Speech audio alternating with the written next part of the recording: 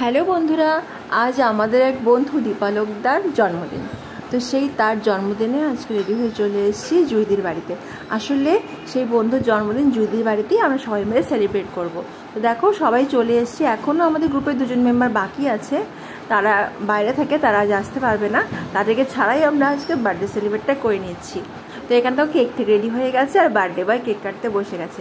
দেখো আজকে দুখানা নিমন্ত্রণ, মানে আজকে বার্থডে সেলিব্রেট করবো, তার জন্য দীপালোকদা অনেক কিছু খাবার নিয়ে এসছে, স্ন্যাক্স, চপ, মিষ্টি আর অনেক কিছু। সেগুলো এখানে খেয়ে দিয়ে তারপর যাব লোকনাথ পুজোর প্রসাদ খেতে। ভাবো দুখানা নিমন্ত্রণ কত খাবো আজকে আমরা।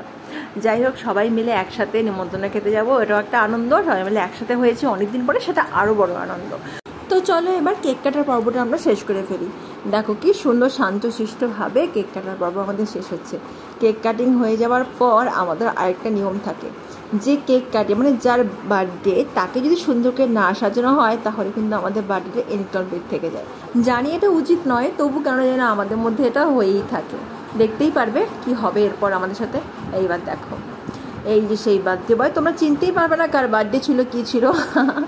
এই বার্থডে বয়কে পুরোপুরি ঢেকে দেওয়া হচ্ছে। জানি একদম এটা অনেকেরই পছন্দ নয়, কিন্তু কী করো বলো, আমাদের ফ্রেন্ডসের মধ্যে আরও অনেক কিছু হয়ে থাকে।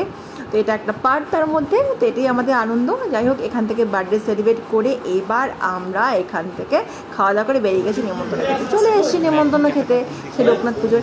এখানে এসে খাওয়া দাওয়া করলাম সবাই মিলে, তারপরে আমরা যে যার মতো বাড়ি চলে গেলাম। তো আজকে আমাদের ভিডিওটি এখানেই রাখলাম, টাটা।